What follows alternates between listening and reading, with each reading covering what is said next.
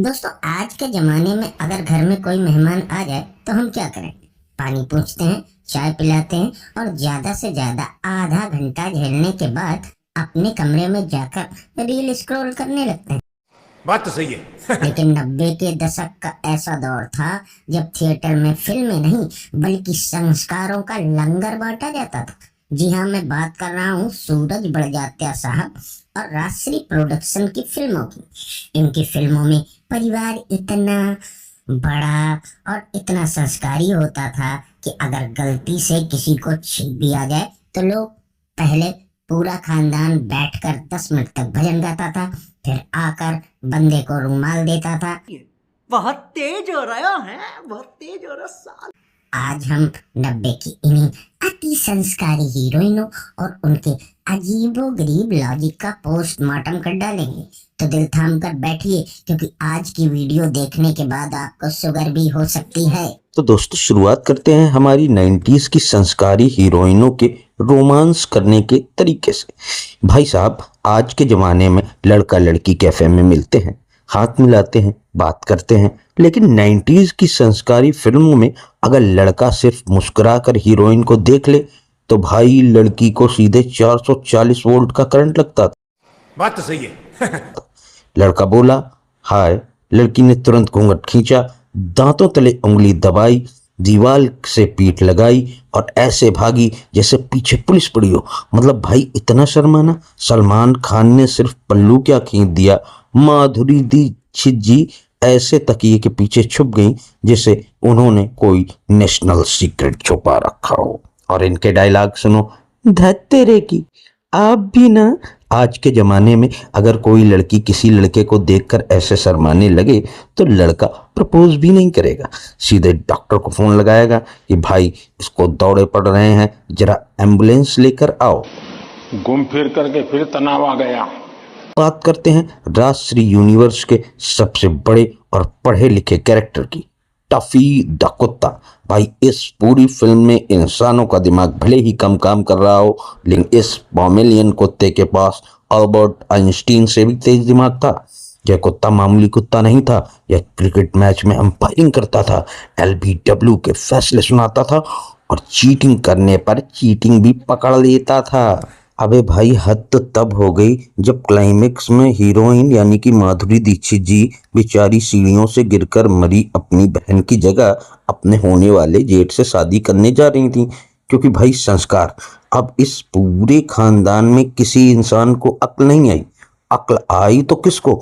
भाई इस Tuffy the कुत्ते को, जो भगवान की मूर्ति के सामने से चिट्ठी उठाकर सीधा प्रेम भाई यानी कि अपने सल्लू भाई के हाथ में थमा देता है। मतलब जो फैसला सुप्रीम कोर्ट नहीं कर पाया वह इस कुत्ते ने 1 मिनट में कर दिया। कौन है ये लोग? कहां से आते हैं? मुझे तो लगता है इस फिल्म के बाद टफी को अलग से राजश्री ऑफिस में केबिन और सैलरी भी मिलनी चाहिए थी। अगर नहीं मिली तो ये बहुत गलत हुआ रे ठाकुर। चलिए दोस्तों, कुत्ते से थोड़ा मूव ऑन करते हैं और अब बढ़ते हैं इन फिल्मों की पिकनिक की तरफ। आज हम पिकनिक या ट्रिप पर जाते हैं तो शांति ढूंढते हैं, गाने सुनते हैं, रील्स बनाते हैं, लेकिन 90s के संस्कारी परिवार की पिकनिक का लॉजिक ही अलग था। इनका नियम था, अगर पिकनिक पर जाना है तो घर के दादा दादी, मम्मी पापा, चाचा चाची, भाई भाभी, नौकर चाकर और उनके बच्चे सबको एक ही बस में ठूंस लो। प्राइवेसी नाम की चीज का तो डायरेक्टर साहब से सीधे सीधे देश निकाला कर दिया था। नो प्राइवेसी, सारी घोचम पोची इसी बस में रहेगी। और बस में बैठकर ये लोग शांत नहीं बैठते थे, रास्ते भर चिल्ला चिल्ला कर अंताक्षरी गाते थे। वो भी कौन से गाने? मारे हिबड़ा में नाचे टिणी टिणी भाई तक तक तक तक। 3 जोड़ियां एक ही बस में बैठी हैं, आंखों आंखों में रोमांस चल रहा है और बगल में बाबूजी बैठकर ताली बजा रहे हैं। मतलब बंदा अपनी मंगेतर का हाथ भी नहीं पकड़ सकता, क्योंकि सामने पूरी पंचायत बैठी हुई है। अगर किसी से किसी ने हाथ छू लिया तो बैकग्राउंड में सीधे पाप का म्यूजिक बजने लगेगा। अब इन फिल्मों की वो बात जिसे आपने देखा ही नहीं, महसूस भी किया होगा, एक बार नहीं 1000 बार किया होगा, करते गए होंगे, बार बार किया होगा। इन फिल्मों में शादी होना कोई आम बात नहीं थी, ये किसी नेशनल फेस्टिवल जैसा होता था। फिल्म 3 घंटे की होती थी, जिसमें 2.5 घंटे सिर्फ रस्में चलाई जाती थी। जान दे देंगे इसके लिए, क्या बात कर रहे हो आप? समधी समदिन का गाना, जूते छुपाई का गाना, संगीत का गाना, विदाई का गाना, ऐसा लगता था कि हम फिल्म देखने नहीं बल्कि किसी दूर के रिश्तेदार की शादी की वीडियो कैसेट देख रहे हैं। और शादी में हीरोइनों का काम बस 15 किलो का लहंगा पहनकर थाली लेकर घूमना, शर्माना और हर बात पर बड़ों के पैर छूना। विलायती बाबू भी इस परिवार में आकर धोती कुर्ता पहनकर राम नाम जपने लगता था। और दोस्तों, इन फिल्मों से कई कपड़ों के ट्रेंड भी चला दिए जाते थे, जैसे हरे रंग का लहंगा। भाई साहब, हम आपके यहाँ कौन मूवी में माधुरी दीक्षित जी ने हरे रंग के लहंगे की ऐसी अति करी, ऐसी अति करी, ऐसी अति करी कि पूछो ही मत।